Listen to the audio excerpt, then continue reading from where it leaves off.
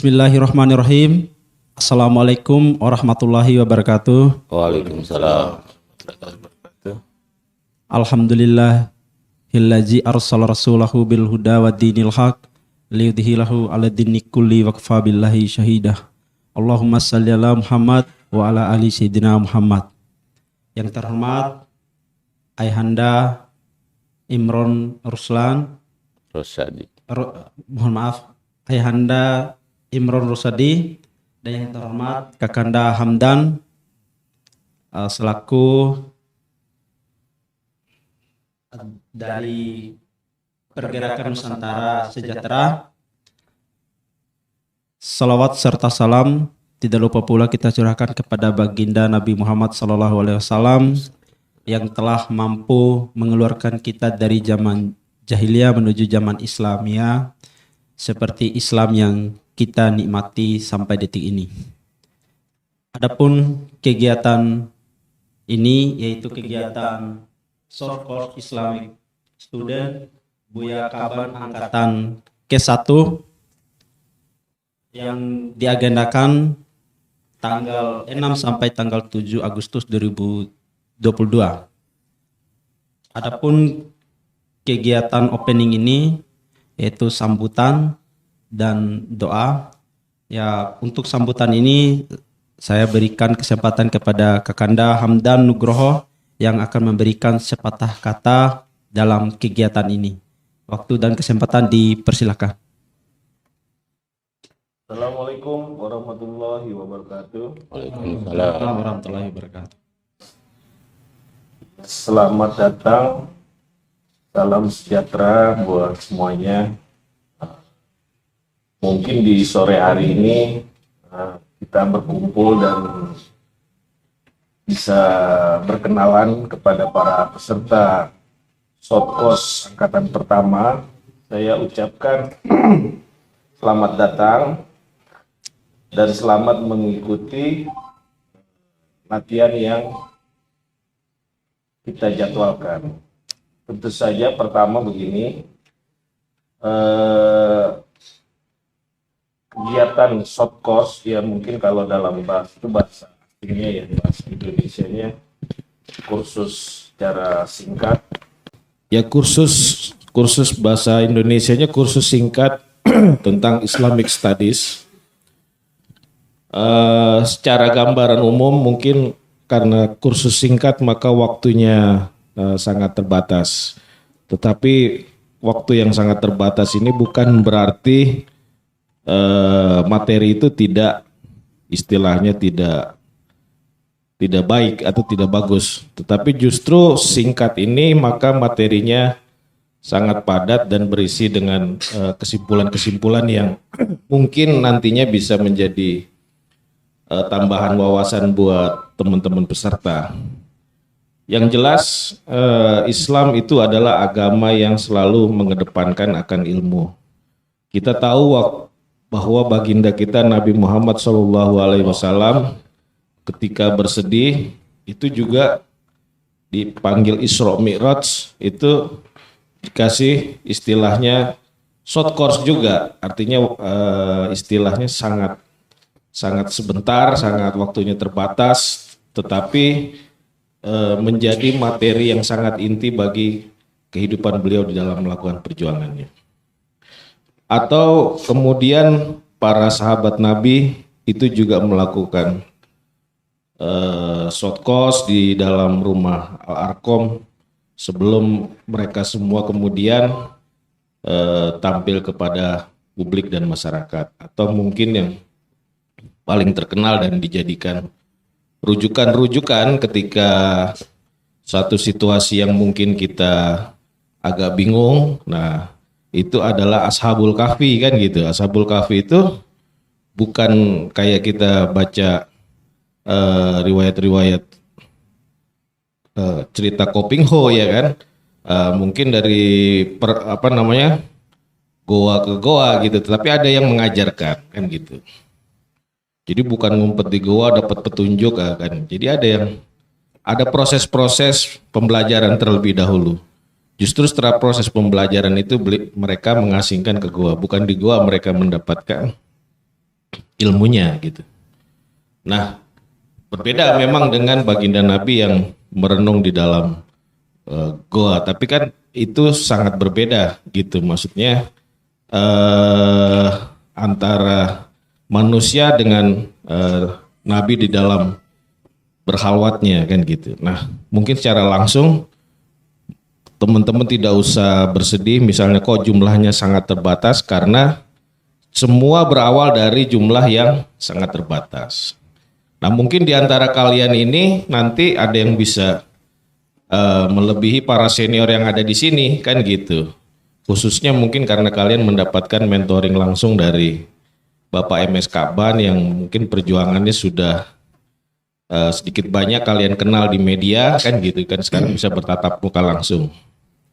Ya mungkin juga dari para senior yang panitia-panitia yang lain kan gitu. Nah, Bapak MS Kaban saya kasih gambaran singkat. Beliau dari muda memahami Islam bukan warisan tetapi mendapatkan kan gitu, karena beliau dulunya seorang mualaf kan gitu. Nah, tapi bukan dari agama ini, tapi justru agamanya sangat tradisional, bukan dalam agama samawi gitu, tapi agama tradisional itu disebut sabiin kan gitu. Nah, beliau mendapatkan pencerahan-pencerahan di dalam kehidupannya. Nah, mungkin kalian nanti bisa gali dari situ.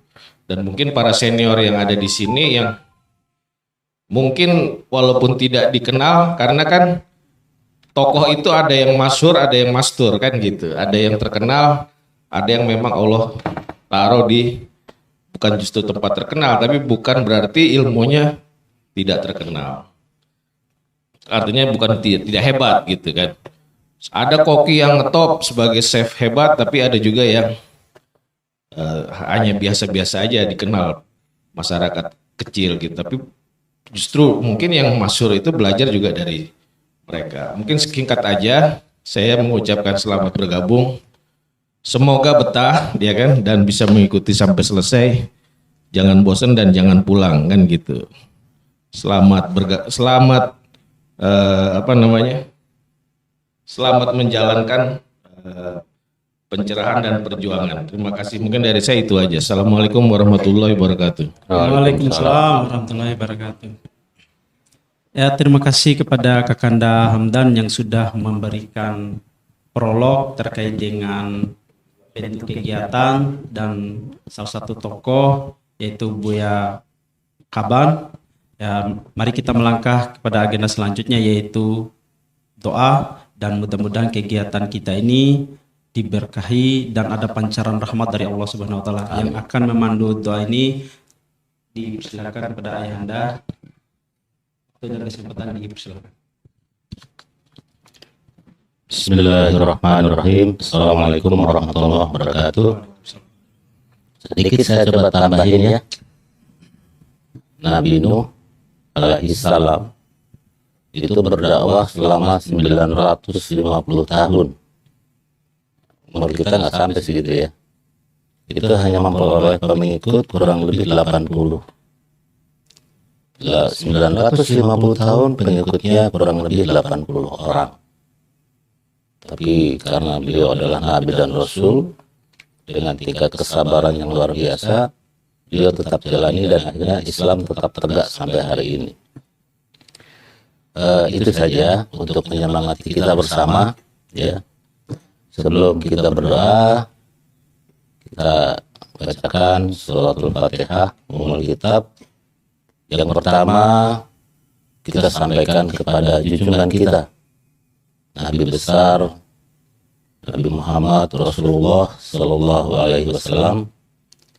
Kemudian juga kepada kedua orang tua kita yang sudah kita tinggalkan dari rumah hari ini sampai esok. Dan yang ketiga adalah untuk diri kita sendiri. Ala hadiniyah wa likulli niyatin salihah wa ila hadratin Nabil Mustafa Rasulullah sallallahu alaihi wa alihi wasallam. Al-Fatihah. A'udzu billahi minasyaitonir rajim. Bismillahirrahmanirrahim. Alhamdulillahirabbil alamin arrahmanir rahim maliki yaumiddin إياك نعبد وإياك نستعين اهدنا الصراط المستقيم صراط الذين أنعمت عليهم غير المغضوب عليهم ولا الضالين آمين. بسم الله الرحمن الرحيم. اللهم صل وسلم على سيدنا محمد وعلى سيدنا محمد. اللهم سلامة في الدين، اللهم سلامة في الدين، اللهم سلامة في الدين، وعافية في الجسد وزيادة في العلم وبركة في الرزق وتوبة قبل الموت ورحمة عند الموت ومغفرة بعد الموت. ربنا ظلمنا أنفسنا وإن لم تغفر لنا وترحمنا لنكونن من الخاسرين. Ya Allah, Ya Rahman, Ya Rahim, Ya Sari'ar Ridho, Naqbil lima la yamliku illa du'a, fa'innaka fa'ali lima tasha', Ya man ismuhu dawa wa zikruhu shifa, wa ta'atuhu ghinan irham ar-ra'su malisiro alihur raja, wa silahuhul buka, Ya Allah, Ya sabiqun ni'am, Ya dafi'an niqam, Ya nural mustawhisina fi zulam. Wahai engkau ya Allah yang mempunyai cahaya yang dapat menerangi kegelapan yang ada di dalam diri kami. Ya aliman la yu'allam, sallu ala sayyidina Muhammadin wa ali sayyidina Muhammad wal a'immatil mayamin min alihi wa sallaman tasliman katsira wa sallaman tasliman katsira wa sallaman tasliman katsira. Rabbana atina fid dunya hasanah wa fil akhirati hasanah wa qina adzabannar. Wa sallallahu ala sayyidina Muhammadin wa ali sayyidina Muhammad walhamdulillahi rabbil alamin bi rahmatika ya arhamar rahimin. Alhamdulillah rabbil alamin. Ya, alhamdulillahirabbil alamin. Terima kasih kepada Ayahanda yang sudah memandu doa pada acara kita kali ini.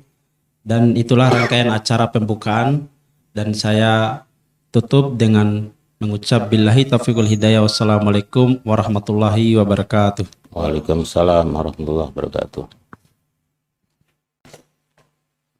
Ya, mari kita memasuki acara inti, yaitu kegiatan so-called Islamic Student Buaya Kabar ini dengan materi pertama yaitu Falsafah Muharram, yang menjadi pematerinya Ayahanda Imron Rosadi. Ya, saya bacakan kurikulum vitae-nya, yaitu Ayahanda nama Imron Rosadi, pengalaman jadi instruktur NDP HMI, dan sekarang sebagai Ketua Yayasan Radiatul Mukta'alimin Kabupaten Cirebon. Mungkin ada yang mau menyimpan nomornya 082 320 768 502. Ya, bisa di lain kesempatan bisa bersilaturahim dan bisa mengelaborasikan terkait dengan pikiran-pikiran yang pada saat ini mungkin belum terjawab atau yang belum tersampaikan begitu. Nah, bisa di WA langsung atau dihubungi Ayahanda supaya lebih jelas dan lebih detail gitu maksudnya. Ya, terkait dengan materi falsafat Muharram ini, saya bacakan sedikit terkait dengan sinopsis terkait dengan materi ini, yaitu ya, secara epistemologi Muharram berarti bulan yang diutamakan dan dimuliakan. Makna bahasa ini memang tidak terlepas dari realitas empirik dan simbolik yang melekat pada bulan itu, karena Muharram syarat dengan berbagai peristiwa sejarah baik kenabian maupun kerasulan. Muharram dengan demikian merupakan momentum sejarah yang syarat makna, disebut demikian karena berbagai peristiwa penting dalam proses sejarah terakumulasi dalam bulan itu. awal bulan penamaan Muharram dengan maknanya didasari dengan kepercayaan jika bulan ini merupakan awal yang baru dalam setahun. Permulaan tersebut di masa hijrah merupakan masa peperangan. Dalam sejarah itu disebut jika bulan ini merupakan waktu yang sangat ditaati, bahkan ketika di Arab tak pernah terjadi peperangan. Nah, pertanyaan yang mungkin menggugah daripada forum ini, Ayahanda, kenapa bulan Muharram begitu istimewa? Ya mungkin waktu dan kesempatan dipersilakan kepada Ayahanda untuk menyampaikan materi falsafah Muharram. Ya, dipersilakan. Ya. Bismillahirrahmanirrahim. Salamnya udah tadi ya. Alhamdulillahirabbil alamin, hamdan syakirin, hamdan na'imin, hamdan basyirin, hamdan yuafi ni'amahu wa yukafi majidah. Asyhadu an la ilaha illallah wa asyhadu anna Muhammadar Rasulullah. Allahumma salli wa sallim ala sayyidina Muhammadin wa ali sayyidina Muhammad.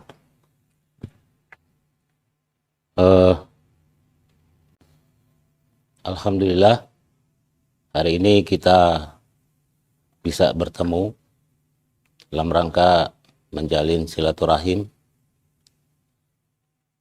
bersama-sama dengan Pergerakan Nasional Sejahtera ya Bang. Ya.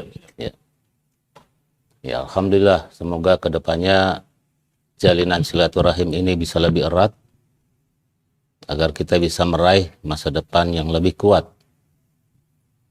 Sehubungan dengan bulan ini dinyatakan sebagai bulan Muharram. Sebagaimana tadi sudah disampaikan oleh Adinda Asri dari Bima ya. Ya.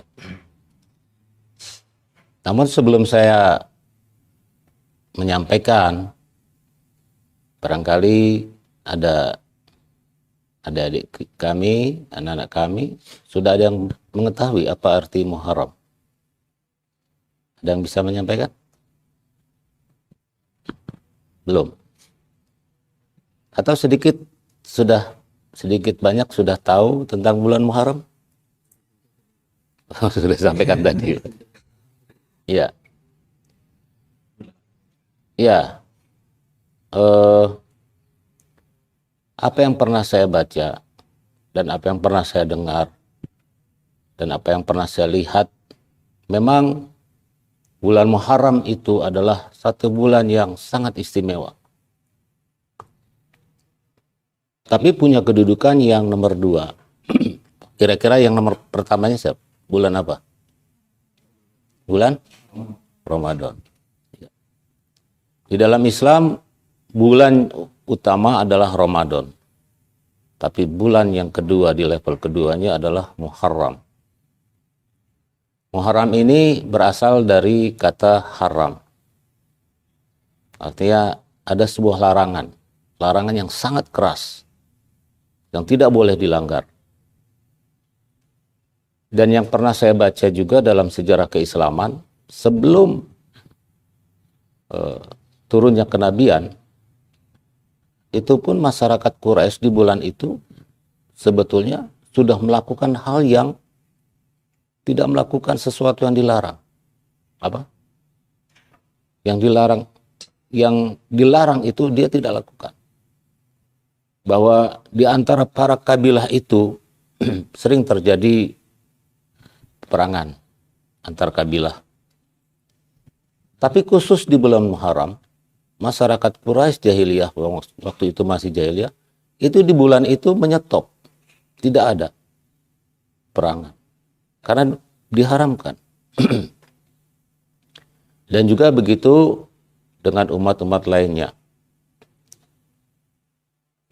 Nah, Islam ketika menyampaikan bahwa Muharram itu adalah bulan yang sangat suci, yang terlarang, maka kebanyakan kita sebagai umat Rasulullah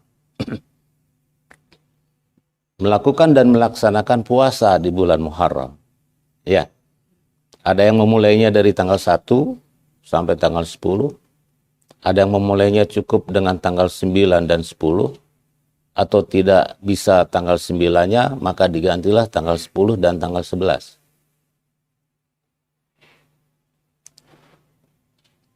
Namun, saya tidak menyalahkan. Adalah sesuatu yang wajar bahwa kita melaksanakan puasa di bulan Muharram karena punya hadiah pahala yang cukup lumayan besar, yaitu dosa-dosa kita setahun yang lalu diampuni. Tapi kebanyakan dari kita tidak pernah mencoba mencari sesuatu. Kenapa bulan Muharram itu ditempatkan menjadi bulan suci juga, walaupun dia punya kedudukan nomor 2 setelah Ramadan? Kita tidak pernah tahu, tidak pernah mempelajari. Ya, kebanyakan dari kita hanya untuk mengejar pahala, walaupun tidak salah. Dan itu menjadi tujuan. Kita juga pengen kan ampunan ketika kita melaksanakan puasa Muharram. Kita ingin diampuni dosa-dosa kita yang telah lalu. 1 tahun yang lalu. Padahal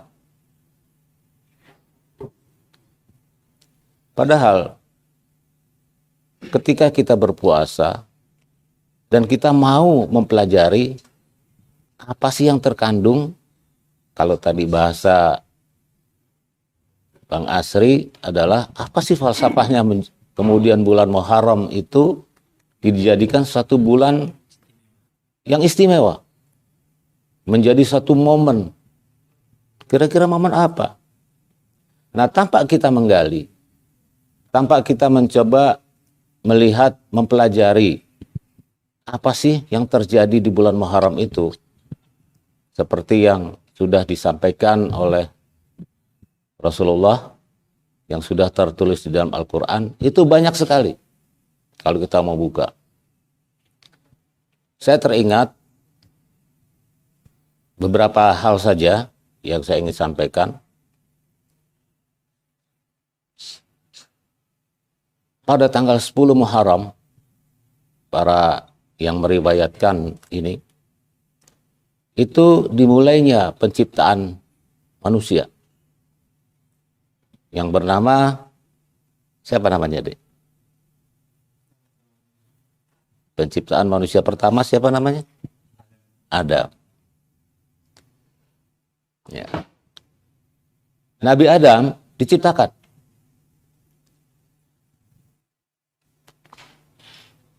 Wa idh qala rabbuka lil malaikati inni ja'ilun fil ardi khalifah.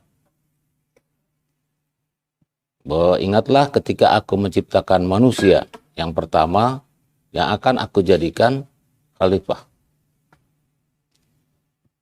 Siapa itu khalifah?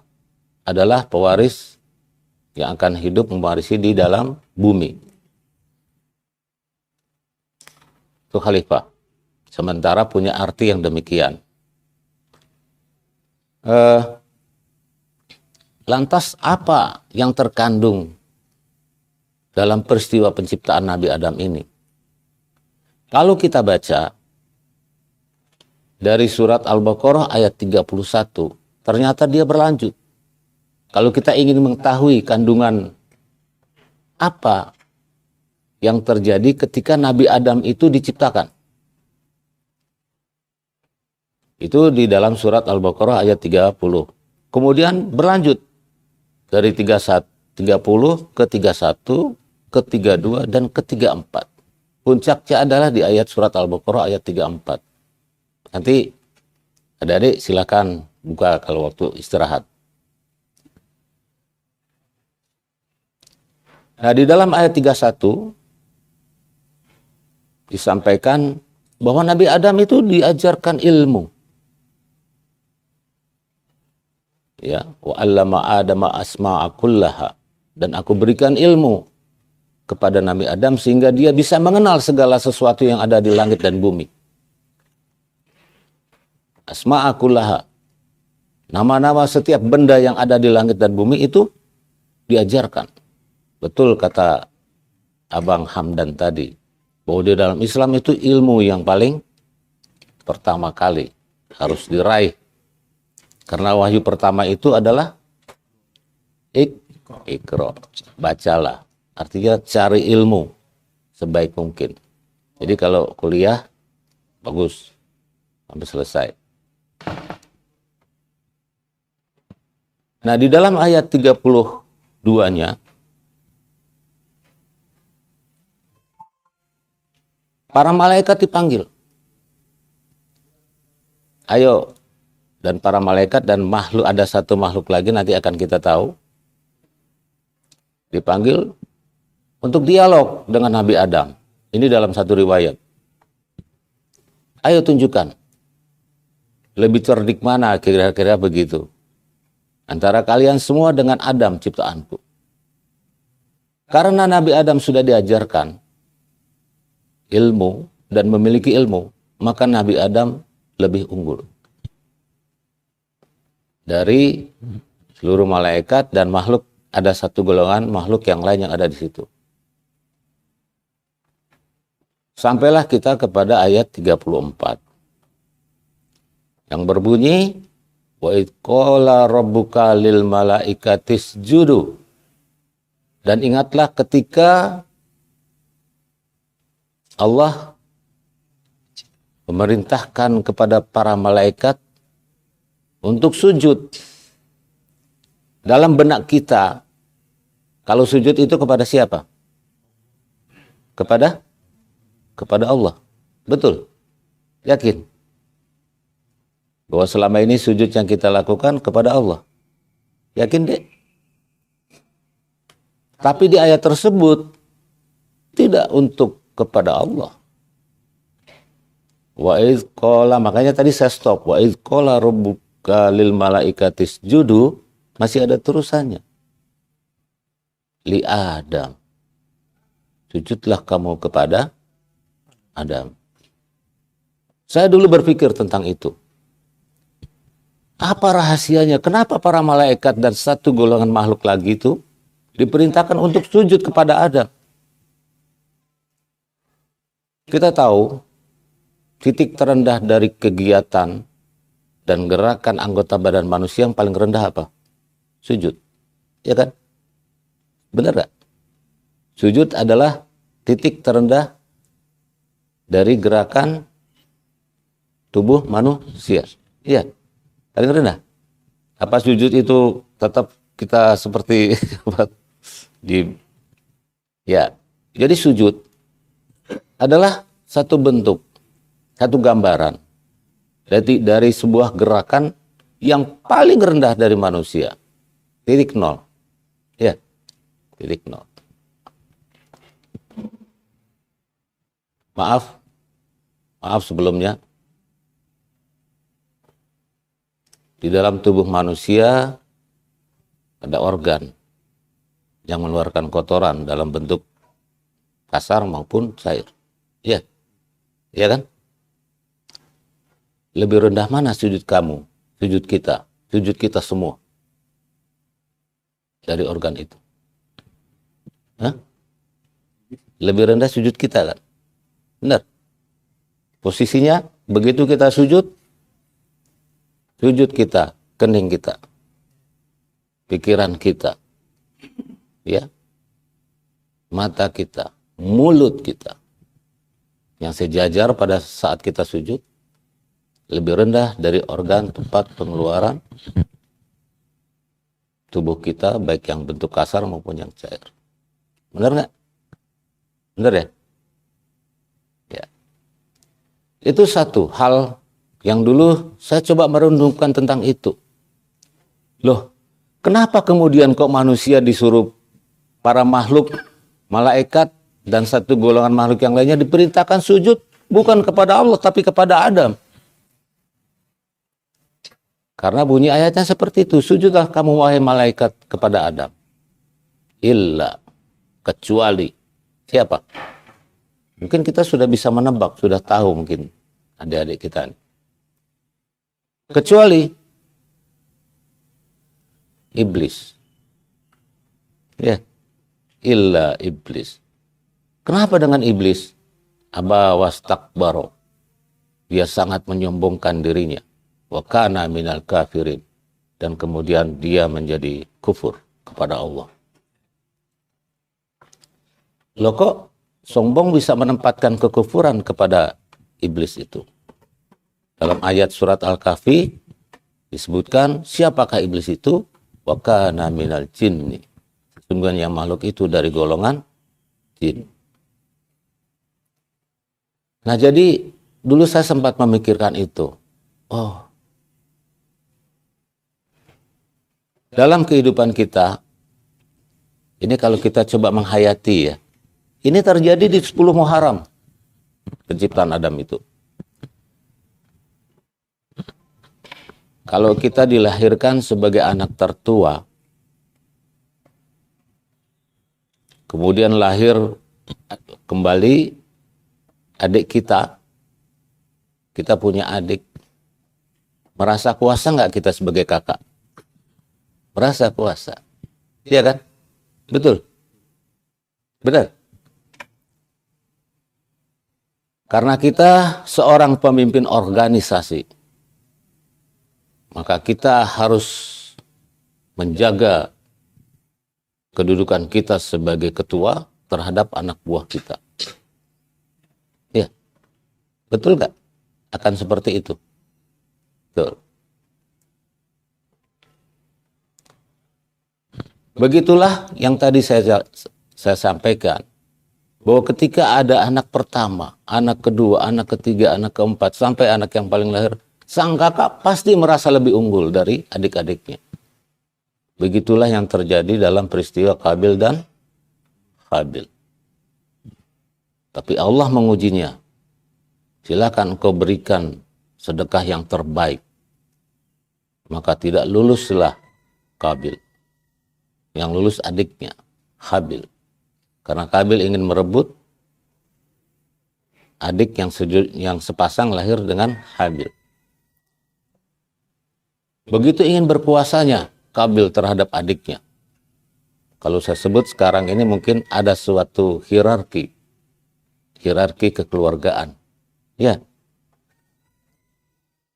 Orang yang banyak harta, begitu juga terjadi terhadap orang yang sedikit hartanya.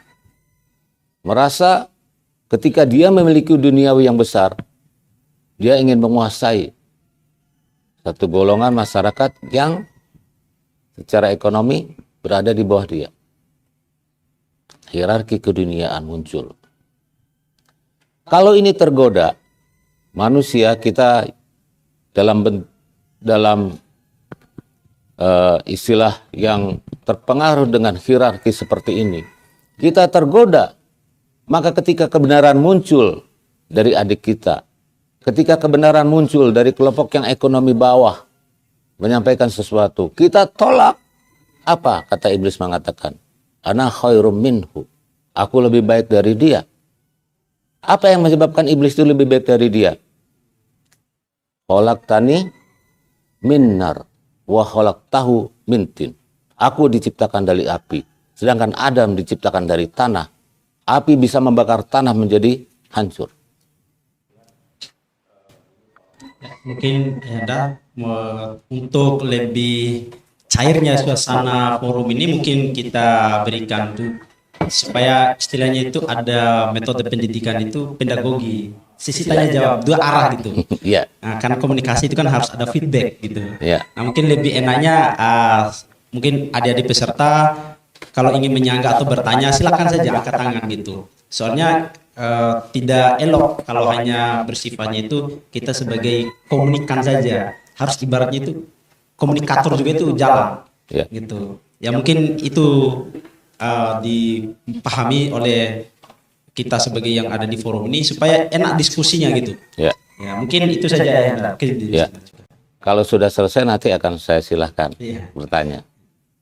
Jadi sampai di situ ada satu pelajaran dari satu peristiwa yang terjadi di bulan Muharram, persisnya di tanggal 10 Muharram, yaitu penciptaan Adam, yang kemudian kalau kita baca peristiwanya dan kita hayati, kita akan memperoleh nilai-nilai tadi untuk tidak terjebak kepada satu kesombongan yang akan menjadi penyakit hati kita.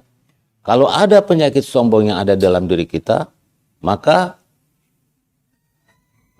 titik-titiknya ada di ayat tadi. Jadi kita jangan mewarisi penyakit-penyakit iblis seperti itu. Itu tidak boleh. Itu satu hal, ya. Ini baru tentang Nabi Adam. Tapi ketahuilah adik-adik sekalian. Nanti akan saya kasih kesempatan untuk bertanya ya. Peristiwa yang kedua, masih dalam konteks Nabi Adam.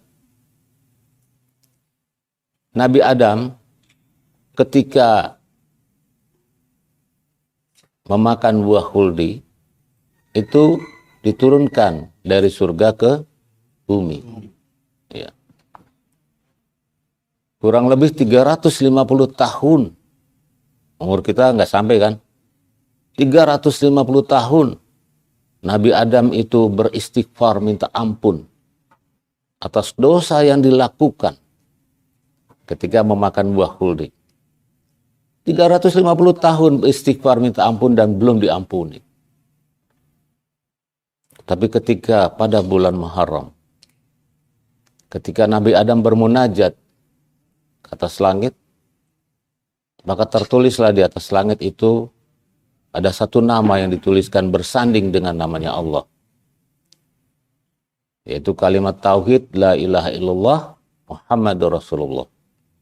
Maka bertanyalah Nabi Adam, siapa itu Muhammad pada malaikat? Kemudian malaikat menjawab, itu adalah keturunanmu. Dialah yang akan nanti menutup kenabian dan kerasulan. Namanya Muhammad. Maka berselawatlah kamu wahai Adam kepada Muhammad sallallahu alaihi wasallam. Maka pada saat itu langsunglah Nabi Adam itu bersolawat dan seketika dosa-dosanya dan kesalahannya diampuni. Maka konteksnya adalah untuk peristiwa yang terjadi pada Nabi Adam selama bulan Muharram banyak-banyaklah bersolawat. Ya. Bikin banyak-banyaklah bersolawat. Allahumma sholli ala Sayyidina Muhammad wa ali Sayyidina Muhammad. Semoga apa yang kita inginkan tercapai, bisa tercapai. Karena ada peristiwa Nabi yang lain yang terjadi di bulan Muharram, doanya dikabulkan. Nanti akan kita sambung. Khusus ini nanti silakan buat adik-adik, kalau misalkan masih ada yang belum jelas tentang yang terjadi peristiwa tentang Nabi Adam di bulan Muharram ini, silakan sampaikan kepada saya di depan ini. Enggak, silakan. Perkenalkan, nama saya Ulul Azmi Al-Kudus, dipanggil Azmi dari STAIP Bandung. STAI Persis Bandung. Ya. Nah mungkin sedikit ingin bertanya ya Anda, dikarenakan kekurangan pemahaman saya terkait sejarah pada tanggal 10 Muharram, yang pada akhirnya ada sebuah peristiwa. Kalau misalkan kita meninjau daripada orang-orang Syiah itu kan adalah Asyura gitu. Ya. Bahwasanya ada sebuah pengabdian ataupun sebuah agenda yang mana imam daripada Husain itu dibunuh begitu. Nah, apabila merujuk kepada hal tadi definitif daripada Muharram ataupun falsafah daripada Muharram itu, kita telah mengetahui bahwasannya tanggal Muharram itu adalah bulan perdamaian begitu, dikarenakan ada beberapa kabilah yang memang sering berseteru tapi di bulan itu memang tidak berseteru. Nah, yang menjadi pertanyaan saya, hal apa yang telah terjadi ketika bulan Muharram pada waktu itu sehingga orang-orang Syiah mengadakan acara Asyura tersebut begitu. Kalau misalkan katakanlah Husain ini telah dibunuh begitu, berarti dalam artian sebuah perdamaian yang ada ataupun yang telah kita artikan pada bulan Muharram ini tidak sepenuhnya sebulan perdamaian begitu kiranya. Ayahana, terima kasih. Sudah. Ya, terima kasih kepada Adinda Azmi ya terkait dengan pertanyaannya tadi. Mungkin ada pertanyaan lagi? Dari yang putri ada barang. Nanti. Dari putri. Biar sekalian gitu.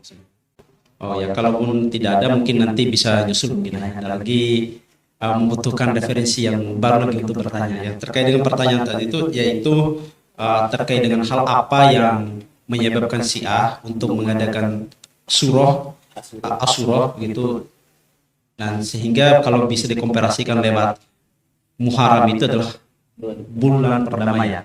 Mungkin itu ya, titik poin pertanyaannya. Sudah. Ya, selama ini kita banyak menerima satu periwayatan sejarah yang boleh saya sampaikan jauh dari kebenaran itu sendiri. Karena ketika saya coba mempelajari lebih dalam lagi, arti Asyura itu kan yang ke-10. Ya, bukan satu keadaan. Asyura itu menandakan arti ke-10. Wahid, Isnin, Salasa, Arba'ah sampai Asyura 10. Artinya hari ke-10. Hari ke-10 itu sebetulnya ini saya mau sampaikan nanti kepada puncak daripada urutan. Itu urutan terakhir sebetulnya. Tapi kamu sudah pertama. Malum namanya Ulul Azmi ya. Iya. Iya. Azmi, panggilannya Azmi. Iya. Jadi udah langsung lompat aja di ujung apa yang saya mau sampaikan dalam falsafah bulan Muharram ini. Asyura itu ke-10 artinya, yang ke-10. Kalau dalam sejarah, kebanyakan sejarah terjadinya peperangan di Karbala. Ya. Saya justru melihat itu bukan peperangan. Baru tahu kan? Bukan peperangan, pembantaian. Ya. Pembantaian. Karena Hussein, Sayyidina Hussein, dia tidak membawa tentara. Dia membawa keluarga besar untuk menuju Kufah. Karena masyarakat Kufah yang membayar.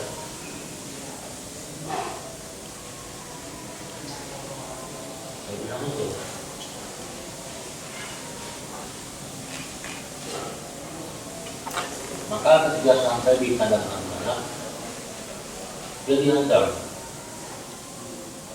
oleh 4.000 pasukan Yazid. Bahkan ada yang menulis 10.000 pasukan Yazid. Padahal Sayyidina Hussein dengan keluarganya hanya membawa 70 anggota keluarga. Dan tidak semuanya dewasa. Ada yang masih remaja, ada masih yang belum masuk ke dalam usia remaja itu dewasa itu ada. Jadi kalau ada sejarah yang mengatakan bahwa ini peperangan antara Sayyidina Hussein dan Yazid, itu salah besar sejarah itu. Bukan peperangan, tapi pembantaian. Tragedi kemanusiaan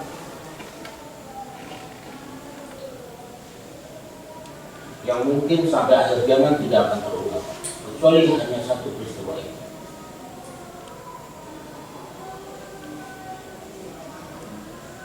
Jadi kalau ada pertanyaan, kenapa kok golongan Syiah merayakan Asyura? Karena itu bukan sebuah peperangan. Jadi memperingati gugurnya Sayyidul Syuhada. Karena Sayyidina Hussein itu memperoleh gelar sebelum terjadi, jauh sebelum peristiwa itu Rasulullah sudah menyatakan Sayyidina Hussein adalah Sayyidul Syuhada beserta Hasan dan Hussein. Dua, Hasan dan Hussein itu memperoleh gelar Sayyidul Syuhada, membunuh orang-orang yang meninggal dalam kesyahidan. Ya. Jadi kalau orang bertanya, kenapa kok orang sedang memperingati Asyura? Ya memang harus diperingati. Karena untuk menunjukkan kecintaan kalau Mesir kepada mereka yang telah gugur di padang Karbala sebagai syuhada. Bukan karena dia sebuah pasukan yang berperang kepada pasukan, tapi pembantaian kepada Karbala. Jadi menyatakan cintanya, menyatakan kecintaannya kepada Sayyidina Husain dan para keluarganya yang ikut rombongan dalam rombongan Sayyidina Husain yang kemudian sampai di Karbala. Di pada Karbala terjadilah pembantaian. Ini bukan peperangan, susah besar. Nah, jadi apa yang kita bisa ambil kalau itu adalah satu pembantaian? Yazid, saya tidak akan menyebut Yazid itu sebagai khalifah. Yazid adalah sebagai raja, karena dia diberikan kedudukan sebagai raja dari bapaknya Muawiyah tanpa adanya satu pemilihan. Tidak ada demokrasi, tidak ada pemilihan siapa yang perlu diangkat sebagai pemimpin umat Islam pada saat itu. Tapi bapaknya Muawiyah menunjuk langsung Yazid yang masih muda untuk menjadi raja. Jadi sudah berubah itu. Yang dulunya 4 khulafaur rasyidin menyatakan sistemnya adalah kekhalifahan sampai ke Muawiyah menjadi kerajaan. Maka itu salah satu sebabnya kenapa Sayyidina Husain itu dibantah. Dia harus tahu betul ini pemutar balikan sejarah yang sangat luar biasa. Ya, iya. Ya. Jadi kenapa kita harus merayakan 10 Muharram dengan Asyura-nya? Untuk menunjukkan kecintaan kita. Maka inti daripada perayaan saudara-saudara kita dari kalangan Syiah adalah doa dan munajat, bertawasul kepada Sayyidina Husain, meminta maaf karena tidak bisa membela pada saat peristiwa itu terjadi. Kalau ini kita hayati, wah, bergetar dulu. Bayangkan cucu Rasulullah yang selama hidupnya selalu diciumi lehernya oleh Rasulullah, ya. Rasulullah sempat mengatakan ana min Husain, kata Nabi, aku dari Husain, wa Husain minni, dan Husain adalah dariku. Itu hadis yang disampaikan oleh Rasulullah SAW, mengatakan bahwa ana min Husain wa Husain minni, aku dari Husain dan Husain adalah dariku. Jadi seperti apa? Aku dari Husain dan Husain adalah dariku.